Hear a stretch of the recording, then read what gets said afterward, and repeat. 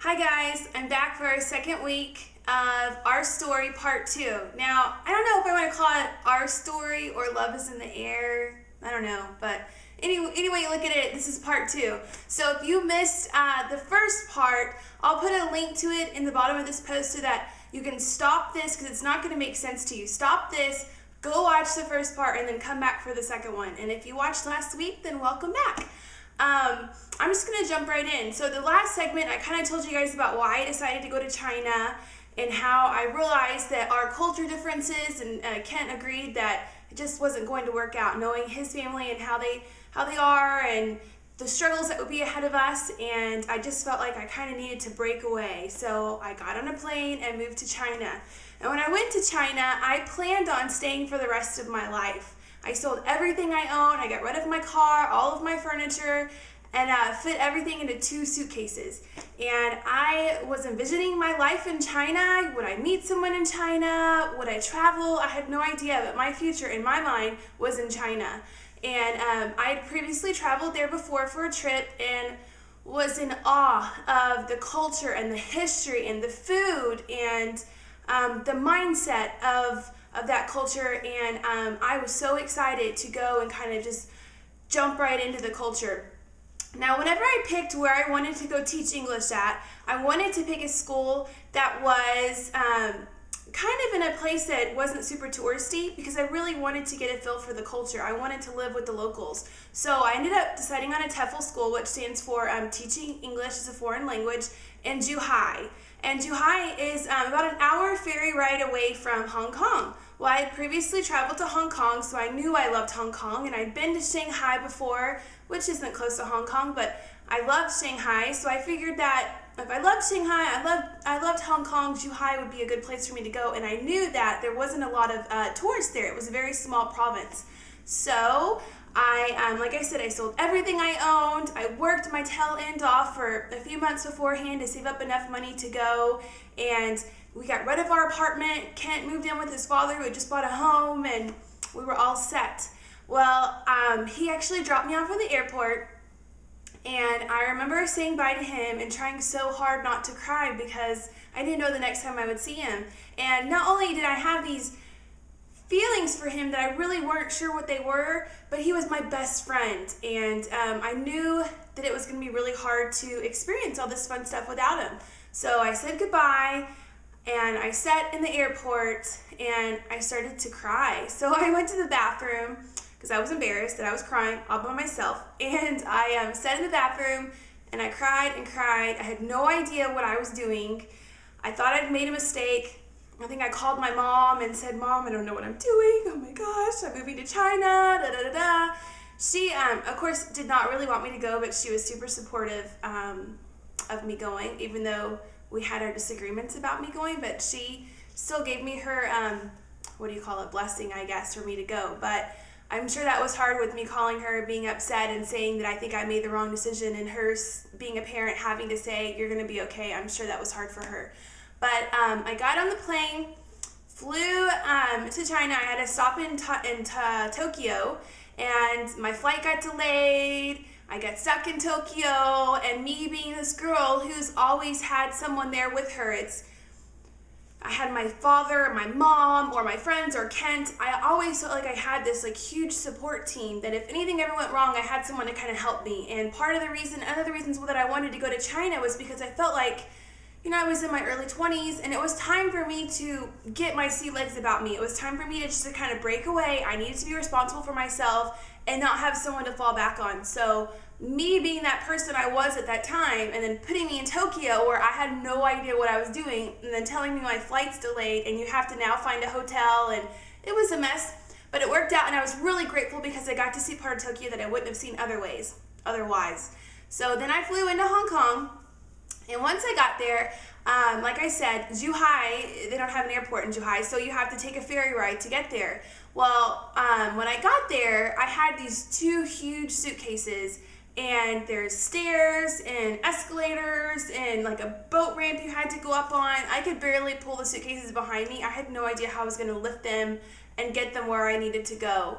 And of course, I was already stressed from being stuck in Tokyo, and then, here, and Oh, it was a mess. So I ended up leaving the suitcases to the side.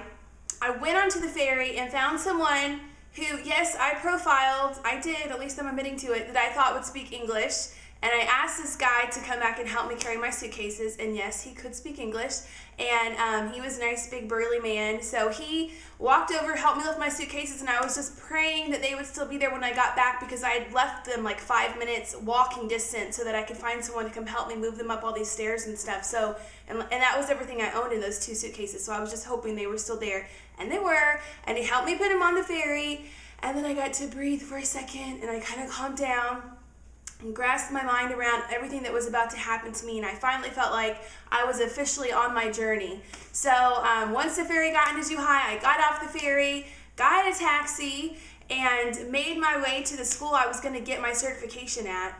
And you know, I don't remember what it's called, but it's kind of right in the heart of the city, and a lot of people, it's basically an English school, so locals would go there and learn English, but then they would also train teachers to teach English in other countries, or just in general to teach English as a second language.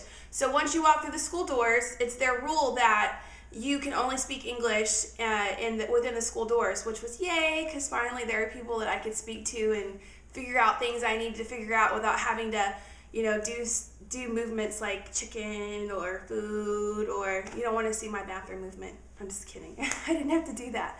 But I found my teacher, and she got me my key to my apartment. And part of the package is you go and you pay this amount. They put you through the school to get your certification. You get training through them, and then they put you up in an apartment with students who are in Zhuhai learning to speak English. So it kind of works both ways. They can kind of take you around and show you the city, and they can help you communicate and all that stuff, but then you can also be there with them to kind of teach them English and help them study whenever they're not taking their classes. So I moved into my apartment. It was up 5 flights of stairs. Again, the 2 big suitcases, up 5 flights of stairs, no lights in the stairwell, no elevator. It was, that's another story, I won't even go off on that tangent, but I got into my apartment, and it was totally different than what I was used to.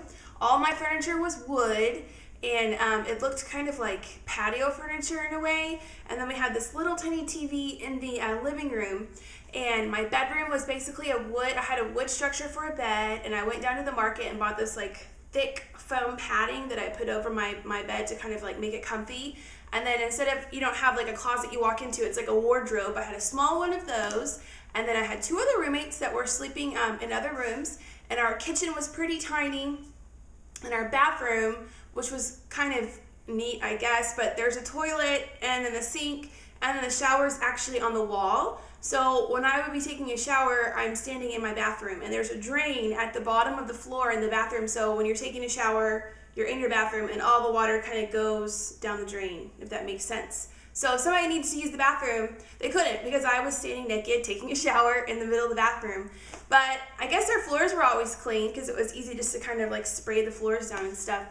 So that took some getting used to. And one thing that really, I don't know why this rocked my world so much, but we had a balcony, and my roommate was telling me, oh, you know, we have a washer and a dryer. And so I thought, okay, cool, I need to do some laundry. So I go out, and all of their clothes are kind of hanging on the patio, and I figured, like, I don't know, maybe they want these certain fabrics to be treated like delicately or something. And I see the washer, which is outside on the patio, kind of sitting in the corner, but I don't see the dryer. So I go back in and I ask my roommate where the dryer is. And she goes, oh, it's, you know, it's a 2-in-1. It's a dryer and a washer together. And I'm like, wow, this is such a great invention. Why didn't we ever think about this in America? This is awesome. So I put my clothes in, washed my clothes. When they're done, I'm trying to figure out how to turn this like magical dryer on, and I can't figure it out. So I get my roommate out, again, asked her, and she's like, oh, well, you already did it. You already washed it. I mean, you already dried it. And I'm like, but they're still wet. And she's like, no, this is like, she's explaining to me that, now I'm not saying they don't have dryers in China. I'm sure they do, but my setup where I was, I guess it's like an extra spin cycle. So it kind of makes the clothes go around one more time to kind of get the water out of it as much that it can. So it's not officially dry, but it gets some of the moisture out of it a bit more. But I was like looking forward to my warm, comfy clothes and like snuggling, but I had these like damp, wrinkled clothes that I would put on a hanger and hang out my patio. And that night, I don't know if it was just too much for me that day or what, but I was kind of sitting, my roommates were already asleep, and I was sitting on the couch, and I could look out my balcony door from my couch, and I see all of my clothes hanging on my patio. And I just kind of step outside, and I hear people playing mahjong, which is really big over there, and it's like, it's almost like a domino type game, but a little bit harder, and they have these little tiles just like dominoes, and they do a lot of like mixing, and you hear it like going clink, clink, clink, clink, clink, clink, clink. So I would hear people playing mahjong, and I could smell the street food, and my clothes were hanging up, and I just kind of had another one of those moments where I was like, what in the world have I gotten myself into? That this is it. I mean, you don't get to just come here for a vacation and then go home. You're here. You don't have anything back at home to go to. I mean, I have my family and friends, but I didn't have a place to live. I didn't have a car. All of my finances were tied into this trip. I got rid of most of my clothing. I mean, this was it. I had to make this work. And again, I cried.